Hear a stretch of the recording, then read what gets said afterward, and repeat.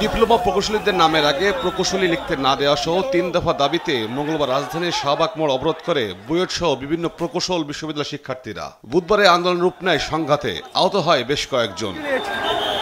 রাস্তা বন্ধ করে মানুষকে ভোগান্তিতে ফেলে এমন আন্দোলন আপত্তি জনপ্রশাসন সচিবের। শিক্ষার্থীদের কাছ থেকে সরকারের কাছে আনুষ্ঠানিক কোনো প্রস্তাব আসেনি জানিয়ে তিনি বলেন, দাবি যৌক্তিক হলে সহজে সমাধান সম্ভব।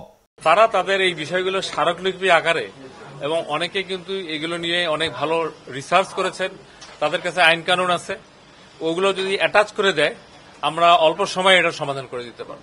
শিক্ষার্থীদের আন্দোলন নিয়ে কথা বলেন পরিবেশ উপদেষ্টা, জানান আন্দোলনকারীরা চাইলে সংশ্লিষ্ট উপদেষ্টার কাছে প্রতিনিধি পাঠিয়ে কথা বলতে পারেন।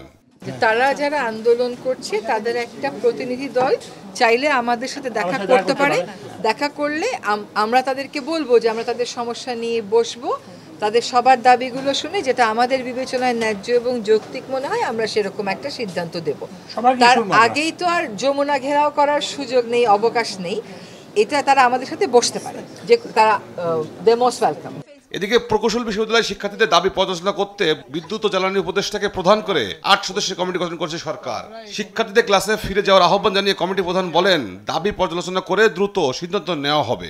দাবিটা দুই দিক থেকে দুই রকম।